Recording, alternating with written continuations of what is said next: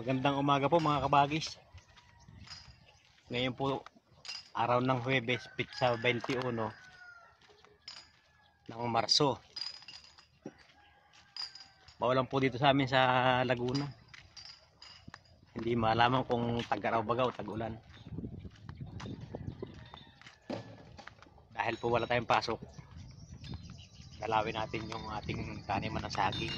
Tingnan natin kung kuhanin yung kanyang bunga.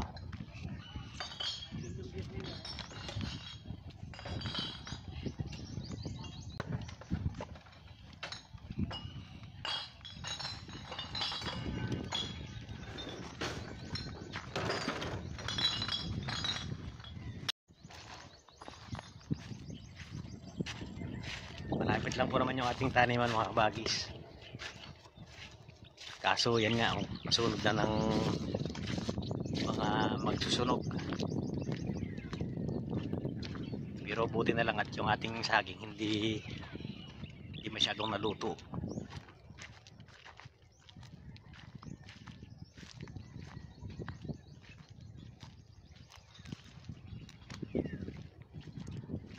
Tingnan natin kung pwede lang kuhanin yung bunga.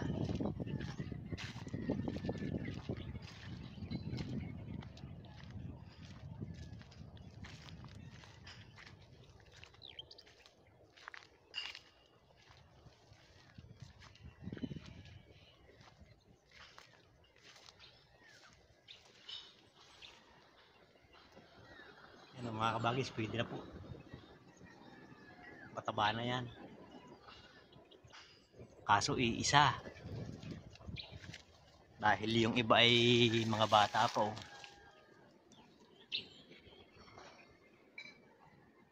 Hindi pa pwedeng kuhanin. Yun po namang narito yung sunog ng apoy oh. Yan oh. Parang inihaw.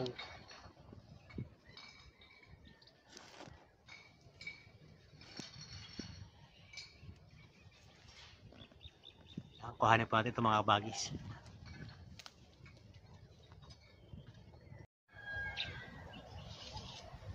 Gamit po yung ating maliit na itak. Pamumuto natin ng saging.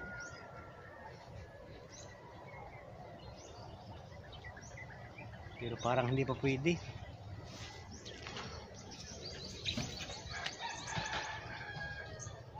Palagpasin natin mga kabagis, alanganin.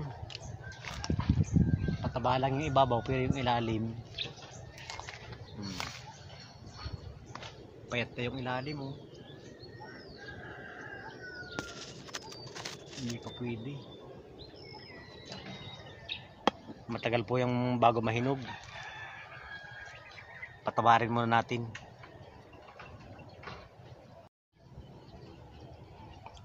Mabuti pa siguro mga kabagis, linisan natin itong parting ito ng sagingan natin. Tanggalin natin yung mga damo na yan para taniman natin ang gulay pagka yung pumatak na ang malakas na ulan. Ngayon po yung ulan, ang problema mahina lang, saka hindi pa naman talaga buwan ng tag-ulan ngayon. Kaya kung ating tataniman ngayon, ano pa, mamatay pa. Siguro maganda linisan na lang muna natin yan para mataniman natin ang ibang gulay. Pwede pong taniman ng kalabasa dahil hindi naman kinakain ng hayop ang kalabasa. Taniman natin ang kalabasa yan. Maganda po lupa rito mga kabagis. Gawa ng ating dating taniman ng kamuting kahoy. Kukuha po tayo ng panglinis at linisan natin yan.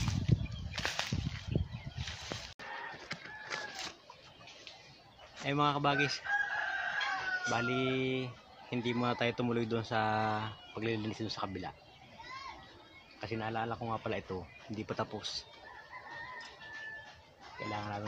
Kailangan nating mabungkal hanggang dito sa side na to. Yan. Matagal-tagal pa naman po yung panahon na bago dumating ang tag-ulan. Tatapusin muna natin ito.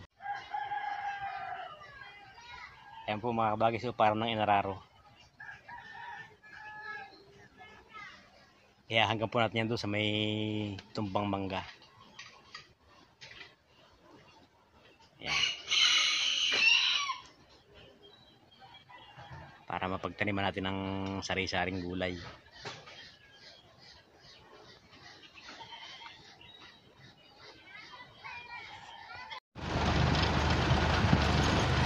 Ayun mga kabagis, uwi na po tayo. At tanghali na.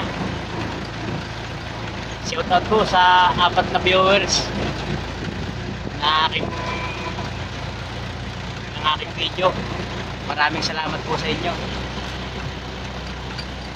Mag-ingat po tayo lahat. Magandang araw po.